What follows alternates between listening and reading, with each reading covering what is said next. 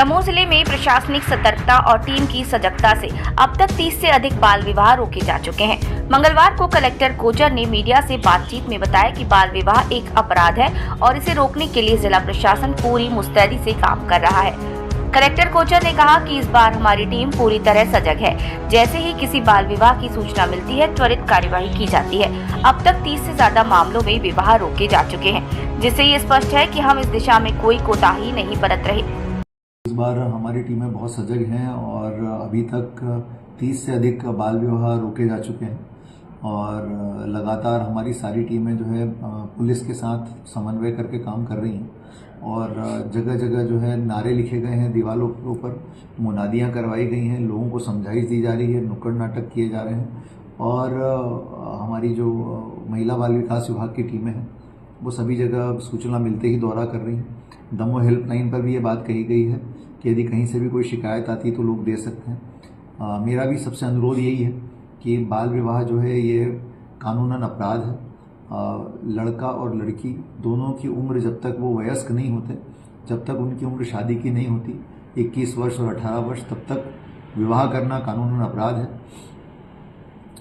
कल मेरे पास एक सज्जन आए थे, उन्होंने कहा कि साहब हमारे लड़के की उम्र जो है बस 1 ही महीना तो बचा है, 1 महीने बाद वो हो जाएगा 21 साल का। तो हमने उनको यही समझाया कि 1 महीना हो या 1 दिन हो, कितना भी समय हो, लेकिन जब तक वो एज आप नहीं अटेन कर लेते तब तक शादी अपराध है और इसमें सभी लोग जो भागीदार हैं वो सब अपराधी हैं। चाहे वो टेंट लगाने वाले हों, चाहे बैंड बजाने वाले हों, चाहे घर वाले हों, चाहे मायके वाले हों, चाहे ससुराल वाले हों, चाहे मित्र हों, चाहे बाराती हों, चाहे घराती हों, सब इसमें भागीदार हो जाते हैं। तो इसीलिए इस अपराध से, इस पाप से बचें और बाल विवाह न करें, न कराएं और न करने वालों का अनुमोदन करें। वहीं कलेक्टर कोचर ने ये भी बताया कि जिले में सीमांकन, नामांतरण और बंटवारे के अविवादित मामलों का निस्तारण विशेष अभियान के तहत 1 से 31 मई के बीच किया जाएगा। इसके लिए राजस्व अमला पूरी तैयारी के साथ जुटा है। जिला प्रशासन ने रिकॉर्ड रूम को व्यवस्थित करने की दिशा में भी कदम बढ़ाए हैं। कलेक्टर कोचर ने बताया कि जबलपुर जिले की तर्ज पर हमने भी रिकॉर्ड रूम को व्यवस्थित करने का कार्य शुरू कर दिया है। फिलहाल टीम प्रारंभिक तौर पर पुराने रिकॉर्ड को व्यवस्थित करने में लगी है ताकि प्रशासनिक कार्यों में पारदर्शिता और गति लाई जा सके।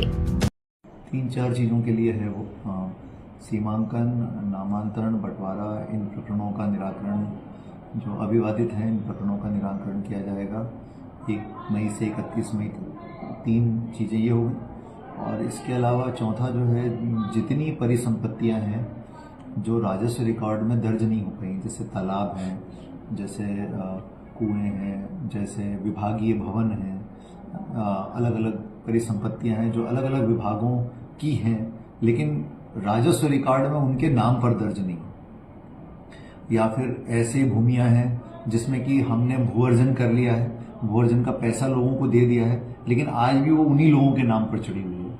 तो इन सबको राजस्व रिकॉर्ड में दर्ज कराने का पूरा अभियान ये चल रहा है।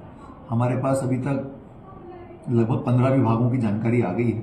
अब हम तहसीलों के माध्यम से जो है राजस्व रिकॉर्ड को के कॉलम नंबर 12 में इसको अपडेट कराने की कार्रवाई कर रहे हैं। बाकी विभागों से भी कहा गया है कि वो जल्दी जल्दी जानकारियां भेजें ताकि ये अपडेशन का काम हम करा सकें। तो एक ये बड़े पैमाने पर हमने इस काम को लिया है। इसी प्रकार जो है रिकॉर्ड रूम को भी हम जैसे जबलपुर कलेक्टर साहब ने किया है उसी तर्ज पर हमने भी इस पर काम शुरू कर दिया है और अभी हमारी टीमें प्रारंभिक तौर पे रिकॉर्ड को व्यवस्थित करने में लगी हुई हैं और उसके बाद हम एक व्यवस्थित प्लान के साथ अगले 1 महीने में इसको हम एक नए स्वरूप में लाने की कोशिश करेंगे, शुरुआत करेंगे उसकी, और फिर धीरे धीरे अगले 2-3 महीनों के अंदर वो एक पूरे स्वरूप में आ जाएगा।